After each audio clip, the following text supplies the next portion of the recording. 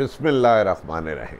अस्सलाम वालेकुम नाज़रीन, मैं हूँ आम शहरी आरिफ हमीद भट्टी। पाकिस्तान की सियासी माशी अदम इस्तेकाम की सूरत हाल दिन ब दिन बिगड़ती जा रही है। बदकिस्मती है कि सियासत के इस खेल में हमारे अदारों को भी अपनी लपेट में ले लिया गया है। कल सियालकोट में होने वाले इमरान खान के जलसे के बाद बड़े बड़े ऐवानों में खलबली मच गई कि इमरान खान ने अपनी वीडियो में किन किन का नाम रिकॉर्ड कराया, बैरूनी साजिशों के आलाकार कौन कौन हैं। नाज़रीन, इसमें मैं एक अहम इंकशाफ करता चलूँ कि उसमें सियासतदानों के अलावा सरकारी लोग भी शामिल हैं और जिनके बारे में खान साहब ने एविडेंस दी है।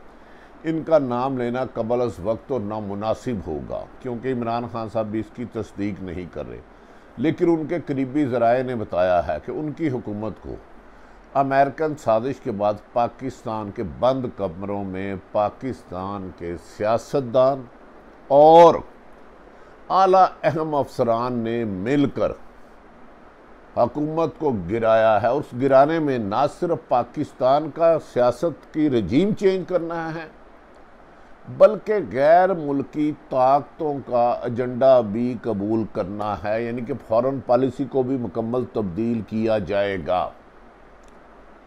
आपको याद होगा कि पिछले दिनों में पाकिस्तान में बहुत सारे सफारतकार आए, सियासतदानों के अलावा अहम शख्सियात को भी मिले और इसका खासी हद तक अल्लाह रहम करे कि रोड मैप तैयार कर लिया गया है कि पाकिस्तान को बैरूनी ग़ुलामी की जंजीरों में जकड़ना कैसे है। इसमें बहुत सारी मुलाकातें मीडिया में आई, लेकिन उससे ज़्यादा मुलाकातें मीडिया में नहीं आई। अमेरिका प्लान के बाद अमेरिकन प्लान बना रजीम चेंज का और लंदन के बाद उससे ज़्यादा खौफनाक प्लान बन रहे हैं उसी में।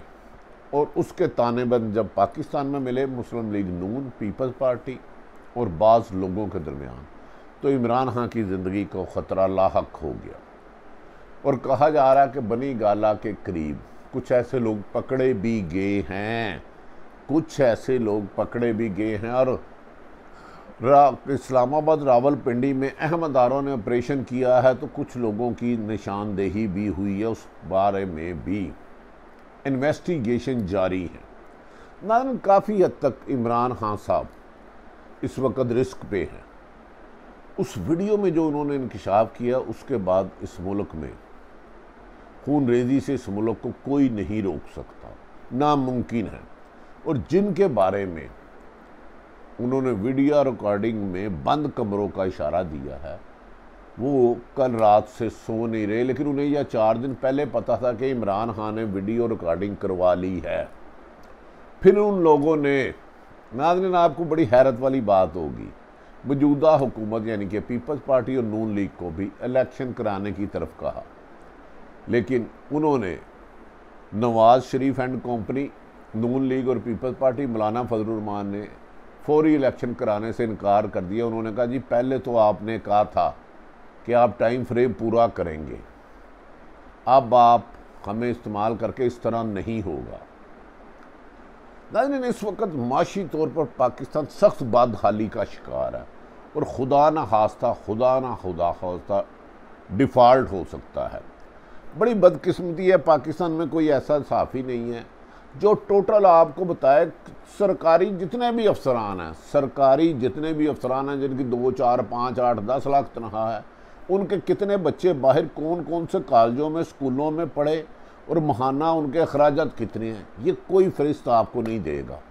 सिर्फ ये फहरिस्त ही आ जाए तो एक धमाका होगा कि भाई इनकम आपकी रुपया 10 रुपये है, अखराजात आपके 1000 रुपये हैं। ये कौन आपको देता था? ये फंडिंग कौन करता था? कोई तो है जो लूट मार के बाजार को गर्म करके हमारे सरकारी अहम लोगों को खरीद लेता है। खरीद नहीं लेता, जहाँ आप कहते हैं दोस्ती बना लेता है, दोस्ती नहीं बना लेता तो कहने के बाद वलीद कर लेता है, उनके काम आ जाता है।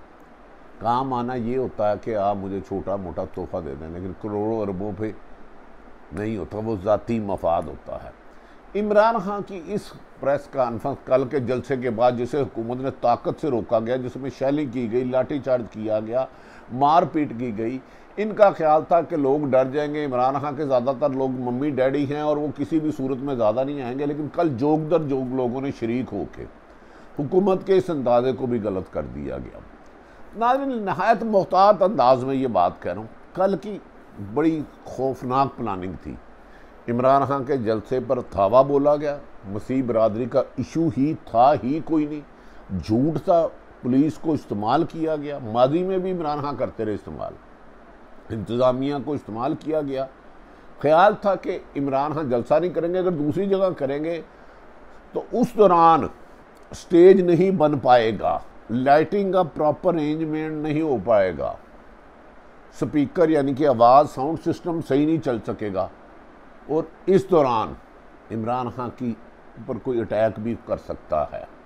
मैं ये खुदा ना खास्ता नहीं कह रहा कि फ़लाँ आदमी ने प्रोग्राम बनाई थी, लेकिन कहते ने मारने वाले से ज़्यादा बचाने वाला है, क्योंकि यकीनी बात है साबिक वज़ीर आज़म इमरान खान को थ्रेट तो है, जिन्होंने अमेरिका जैसे मगरमच्छों को ललकारा और ये वीडियो रिकॉर्डिंग भी करा दी।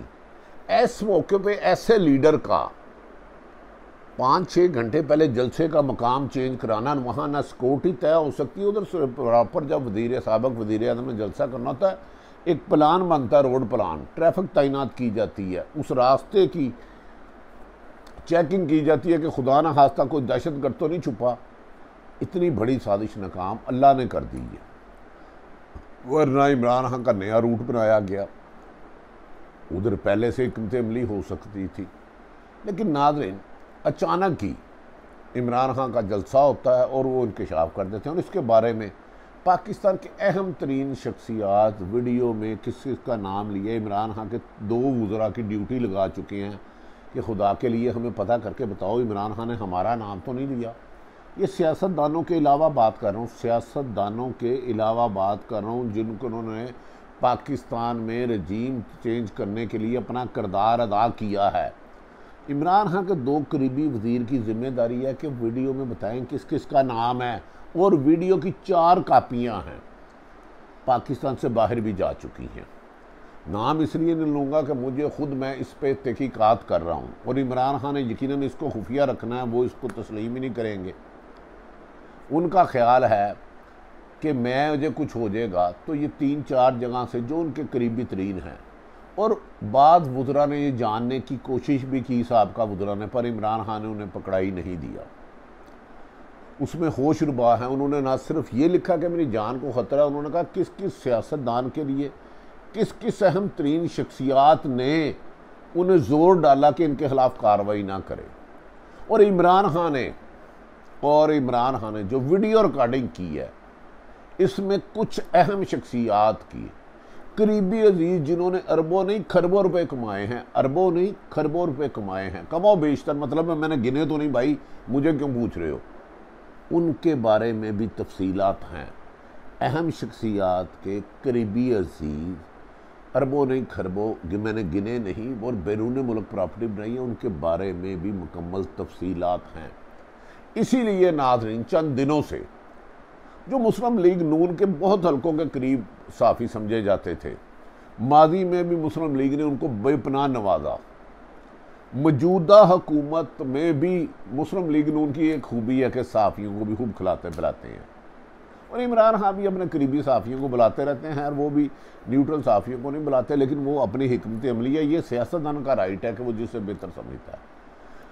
पुराने जो नून लीग वाले पुराने खिलाते हैं, उनमें से एक सहाफ़ी ने अब सीधा मौजूदा हालात का जिम्मेदार, इन हवस से मारे हुक्मरान, इस लालच के मारे हुक्मरान, इन बैरूनी एजेंडों पर काम करने वाले हुक्मरान, अपने आप अरबों खरबों रुपए की नैब की करप्शन से बचने वाले हुक्मरानों ने अब अपने आलाकार सहाफ़त के नाम पर कुछ बिजनेस करने वालों के ज़रिए आर्मी चीफ को बदनाम करना शुरू कर दिया कि मौजूदा तमाम सूरत हाल का जिम्मेदार आर्मी चीफ है। उन्होंने एक वीडियो रिकॉर्डिंग भी कही की है कि भाई ये शख्स मुल्क को अब कह रहा है नए इलेक्शन कराओ। भाई एक तरफ आप खुद कह रहे हो, मैं कहता हूँ सियासतदान मादी में अक्सर गलत बयानी करते हैं और अपने वादों से मुनहरफ हो जाते हैं। भाई आप मौजूदा हुकूमत जो है नून लीग और पीपल्स पार्टी कम बेशतर 90% लोगों पर 80% लोगों पर मुकदमा चल रहे थे अरबों खरबों रुपए के स्कीम करप्शन के। आपने 14 जमातें मिल के बैरूनी साजिश से पाकिस्तान में ताकतवरों को साथ मिला के इमरान खान के खिलाफ अदम एतमाद लाए, इमरान खान के खिलाफ अदम एतमाद लाए। आपको बाप जमात ने किसने मिला के दिया? ये मुझे नवाज शरीफ, आसफ अली जरदारी आप बताएं। MQM कैसे और किन शराइत पर मिली? मौलाना साहब तो थे ही पीपल्स पार्टी और नून लीग के साथ। अख्तर मैंगल किन शराइत पर मिले? अब आपसे हुकूमत चल नहीं रही क्योंकि आपस में ओहदों की बंदर बांट है। इमरान की ज़िंदगी को ख़तरा है जो आपकी 2 जमातों के रास्ते की रुकावट है। अब आप इस हद तक आ गए हैं कि सारी जिम्मेदारी आर्मी चीफ, एक मशहूर सहाफ़ी ने कहा है कि आर्मी चीफ कमर जावेद बाजवा है। खुदा का खौफ करो यार, मुकदमा तो आप पर चल रहे थे, आपके आधे लोग ECL में थे, आपका सदाबहार कायद नवाज शरीफ लंदन प्लान का जो असल मास्टर माइंड है जिसमें इमरान खान की हलाक अल्लाह ना करे निशाने से लेकर सारी PTA की लीडरशिप को गिरफ्ताना तक की पॉलिसी बना ली है, वो लंदन में 2.5 साल से छुपा है।